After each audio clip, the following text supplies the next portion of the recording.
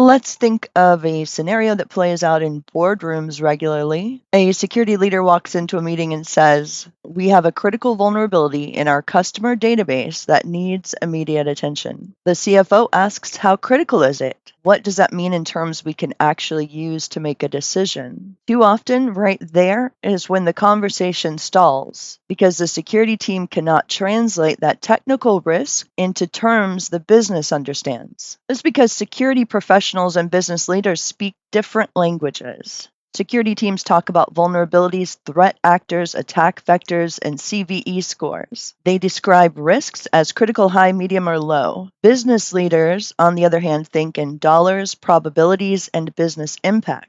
They have to compare security spending against other investments, allocate limited resources, and make decisions that affect the bottom line. If you tell an executive that a risk is critical, what does that actually mean? Is it $1 million problem or $100 million problem? Should they delay a product launch to address it, or is it something that can wait until next quarter? Vague threat warnings don't help executives make these decisions. What helps is translating cyber risk into the same financial language they use for every other business decision. The fundamental concept for quantifying risk is something called ALE, annual loss expectancy. It's a pretty simple formula. Take the potential financial impact of an incident, multiply it by the probability that incident will occur in a given year. For an example, imagine a ransomware attack that would cost your organization $3 million in ransom recovery, downtime, and reputational damage. If you estimate there's a 10% chance of that attack succeeding in any given year, the annual loss expectancy, or ALE, is $300,000. Now the conversion changes completely. Instead of saying ransomware is a critical risk,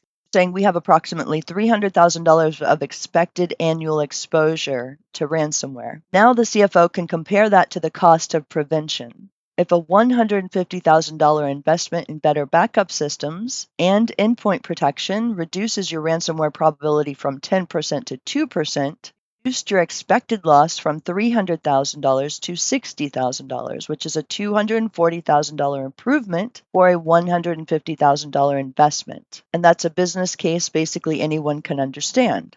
The components you have to estimate for this are: what would this incident actually cost us? Consider direct costs like response, recovery, and legal fees. Consider indirect costs like business interruption, customer loss, and regulatory fines. And consider reputational damage. Then ask, how likely is this to happen? Look at industry data, your own incident history, and the maturity of your current controls.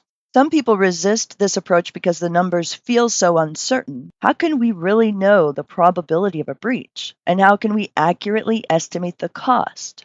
Douglas Hubbard, author of How to Measure Anything, addresses this directly, writing, "If a measurement matters at all, it's because it must have some conceivable effect on decisions and behavior."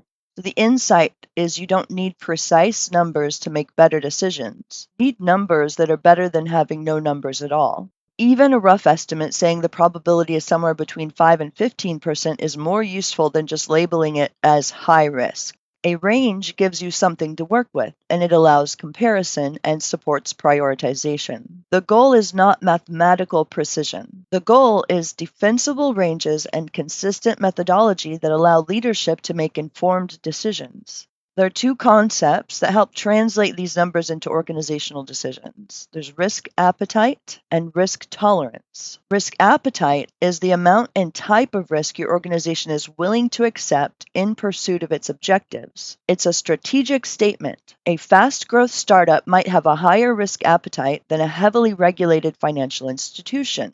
Risk tolerance is the specific boundaries around that appetite, the quantified thresholds that trigger action. For example, we won't accept any single risk with an annual loss expectancy above $500,000 without board-level approval. When you can express risks in financial terms, can compare them against these thresholds. A risk with an ALE of $750,000 exceeds your tolerance and requires escalation. A risk with an ALE of $200,000 might be acceptable or addressed through normal budgeting processes. This transforms security conversations from emotional debates about threats into rational discussions about risk management. And that's the same way organizations handle every other business risk.